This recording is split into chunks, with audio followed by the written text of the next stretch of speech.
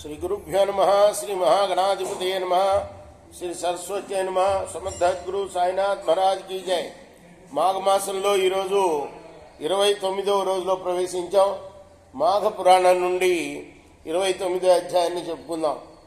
నమ పార్వతీపతే హర హర మహాదేవ శంభో శంకర లక్ష్మీపతే శ్రీహరి మహాదేవ. వశిష్ఠ మహర్షి దిలీప్ మహారాజుతో ఇంకా ఇలా అంటున్నాడు, మహారాజా విను, పూర్వం కుచ్చుడనే పేరు గల బ్రాహ్మణుడు ఉన్నాడు. అతడు కర్ధమముని కుమార్తెను వివాహం ఆడాడు. వాళ్లకొక కుమారుడు కలిగాడు. ఆ కుమారుడు విద్యావంతుడై దేశాటనం చేయదలిచి తల్లిదండ్రుల యొక్క అనుమతిని పొంది బయలుదేరాడు. మాఘమాసం ప్రారంభమయ్యే నాటికి అతడు కావేరీ తీరం చేరాడు. మాఘమాసం అంతా కూడా కావేరీ నదిలో స్నానం చేయాలని తలంచాడు. అతడక్కడ కావేరీ నదిలో ప్రతిరోజు కూడా స్నానం చేస్తూ అలా 3 సంవత్సరాలు ఉన్నాడు. శ్రీమన్నారాయణుడి యొక్క దయను పొందడం కోసం సంకల్పించి స్నానం చేశాడు.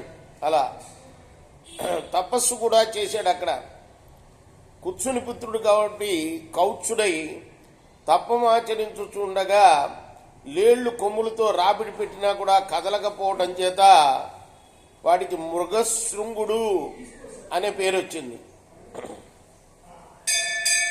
వాడి తపస్సును మెచ్చిన నారాయణమూర్తి వాడికి ప్రత్యక్షమయ్యాడు. ఆనంద పురుషుడయ్యాడు కుచ్చుడు, అంటే మృగ శృంగుడు అనమాట. శ్రీహరి వాడి తపస్సుకు మెచ్చిన ఆయన, నువ్వు అనేక పర్యాయాలు మాఘమాస స్నానం చేశావు, అఖండమైన పుణ్యాన్ని ఆర్జించావు, నా ప్రేమను సాధించావు, వరం కోరుకోవయ్యా అన్నాడు. మృగశృంగుడు కూడా, స్వామి మీరు నన్ను కనికరించినందుకు కృతజ్ఞుణ్ణి. మీ అనుగ్రహాన్ని పొందిన నాకు ఏ కోరిక లేదు కోరటానికి. కాబట్టి ఈ ప్రదేశంలో నువ్వు భక్తులకి దర్శనమిస్తూ ఉండు చాలు అన్నాడు. శ్రీహరి సరేనన్నాడు. కౌత్సుడు అంటే మృగశృంగుడు ఇంటికి తిరిగి వచ్చాడు. వారి తల్లిదండ్రులు వాడికి వివాహం చేయదలిచారు. కౌత్సుడు కూడా వారి అభిప్రాయానికి అంగీకరించాడు.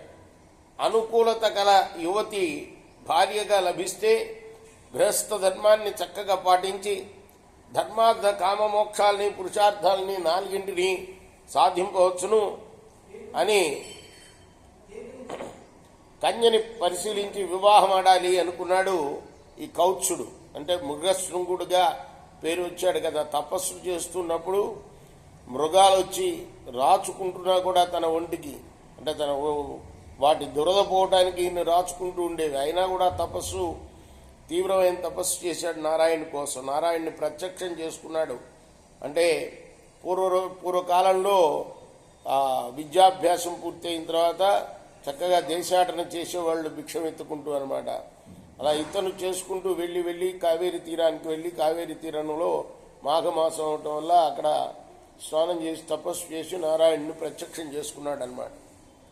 ఆయన వరం కోరుకోమంటే, అయ్యా నాకే వరం అక్కర్లేదు, మీరు ఇక్కడ స్థిరంగా ఉండండి చాలు అని చెప్పాడు. కొంతకాలానికి ఇంటికి వెళ్ళాడు. కన్య కోసం మరి అన్వేషణ మొదలుపెట్టాడు. అంటే విద్యాభ్యాసం పూర్తయింది, దేశాటన కూడా పూర్తయింది. కాబట్టి ఇక కన్యని అన్వేషించుకోవాలని భార్యాబిడ్డలకి భార్యకు ఉండవలసిన లక్షణాలను గురించి వివరించారు. వాళ్ళు కూడా అతని ఆలోచనకు మెచ్చుకున్నారు, తల్లిదండ్రులు కూడా. భోగాపురంలో సదాచారుడైన బ్రాహ్మణుడు ఒకడు నివసిస్తూ ఉన్నాడు. వాడికి ఒక కుమార్తె ఉన్నది. ఆమె పేరు సుశీల. సుశీల అంటే సుశీలే, నిజంగానే మంచి శీలం కలది, గుణవంతురాలు. కౌత్సురామిని వివాహం చేసుకోవాలి అనుకున్నాడు. ఒకనాడు ఈ అమ్మాయి తన స్నేహితులతో బయలుదేరి బయటికి వచ్చింది నదీ స్నానం కోసం. అయితే స్నేహితురాండ్రతో బయలుదేరి నదికి వచ్చింది స్నానం చేయడానికి. ఒక అడవి ఏనుగు వాళ్ళని తరమటం, మరి ఆ అమ్మాయి బెదిరిపోతూ మొత్తం అందరు అమ్మాయిలు కూడా నూతిలో పడ్డారు పరిగెత్తుతుంటే. మరి ఆ మరణ వార్త విన్నారు, చనిపోయారని బావిలో పడి. ఆ వార్త విన్న తర్వాత మన మృగశృంగుడు వాళ్ళని బతికించాలని నిశ్చయించుకున్నాడు. వారి తల్లిదండ్రులకు చెప్పాడు, ఈ అమ్మాయిల శరీరాన్ని జాగ్రత్తగా కాపాడండి అని. నదిలో తాను స్నానం చేసి మళ్ళీ ధ్యాన నిమగ్నుడయ్యాడు. మరి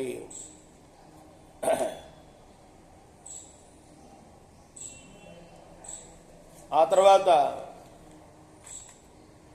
ఏ ఏనుగైతే మదించి తరిమిందో ఆ అమ్మాయిల్ని, ఆ ఏనుగు ఆయన దగ్గరికి వచ్చింది. కొంతసేపు చూసింది. తొండంతో అతన్ని తన మీదకి ఎక్కించుకున్నది. కౌత్సుడు కూడా, అంటే మృగశృంగుడు, ఆయన కూడా శ్రీమన్నారాయణ్ణి స్మరిస్తూ దానిపైన ఎక్కి నిలబడ్డాడు. రెండు చేతులతో దాన్ని స్పృశించాడు. వెంటనే అది తన ఏనుగు రూపాన్ని పోగొట్టుకుని దివ్య రూపాన్ని పొందింది.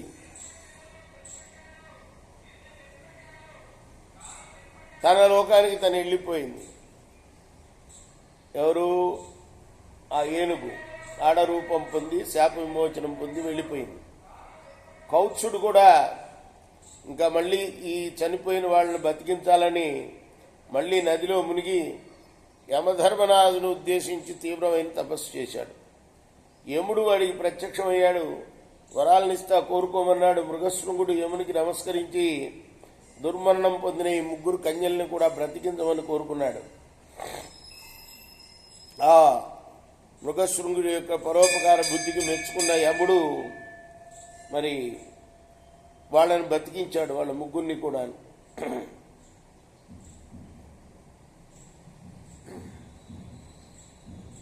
వాళ్ళు జీవించిన తర్వాత నిద్ర నుండి లేచినట్టుగా వచ్చారు.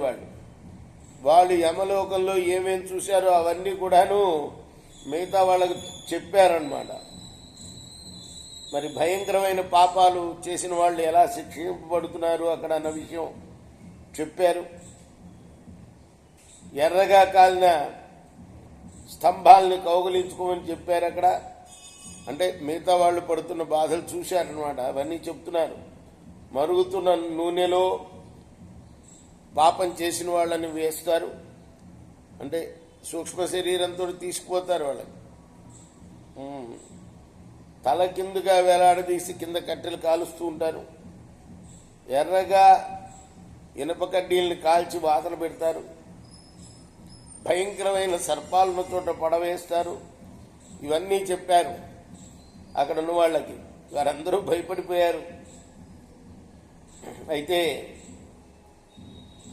సుశీల చెప్పింది అప్పుడు, మీరెవరు భయపడవద్దు, మాఘ స్నానం చేసి ఇష్టదైవాన్ని కనుక పూజిస్తే, యథాశక్తి దానం జపం ఇవన్నీ చేస్తే దానివల్ల సమస్త పాపాలు కూడాను క్షీణించిపోతాయి, శుభలాభం కలుగుతుంది అని ధైర్యం చెప్పింది ఆ అమ్మాయి. ఈ సంగతి అంతా కూడా దిలీప మహారాజుకు వశిష్ఠులు వారు, ఆయన పురోహితుడు చెప్తున్నాడు. అప్పుడు దిలీపుడు అడిగాడు, గురువర్యా, భూలోకంలో యమలోకంకి భూలోకానికి దూరం ఎంత? చనిపోయిన వాళ్ళు మళ్ళీ బ్రతకడానికి వీలవుతుందా అని ప్రశ్నించాడు. ఇప్పుడు వశిష్ఠ మహర్షి, ఆయన భక్తికి పుణ్యానికి సాధ్యం కానిది ఏది లేదయా. పుణ్యాన్ని కలిగించే మాఘం స్నానం ఈ సుశీలామునగు వారు అనేక మార్లు చేయటం వల్ల వాళ్ళు సంపాదించిన పుణ్యం, కౌత్సుడు చేసిన తప ప్రభావం వారిని ఈ విధంగా కాపాడింది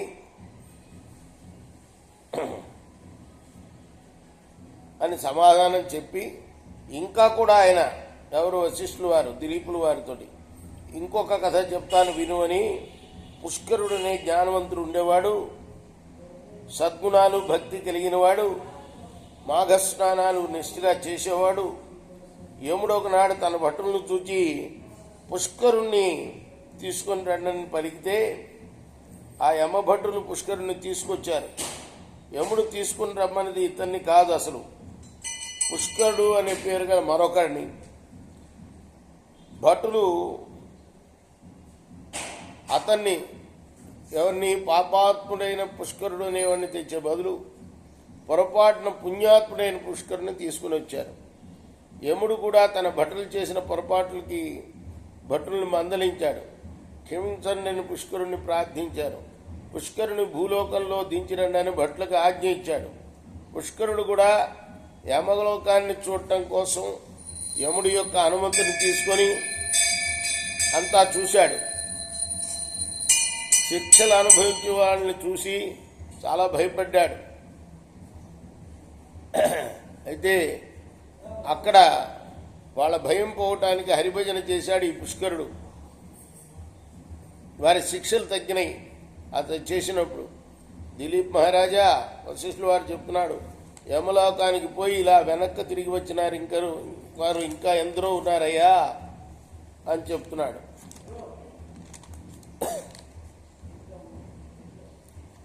మనం మిగతా భాగం సాయంత్రం పూర్తి చేద్దాం. కృష్ణార్పణమస్తు. సాయి కృష్ణార్పణమస్తు. పార్వతీపతే హర హర మహాదేవ శంభూ శంకర.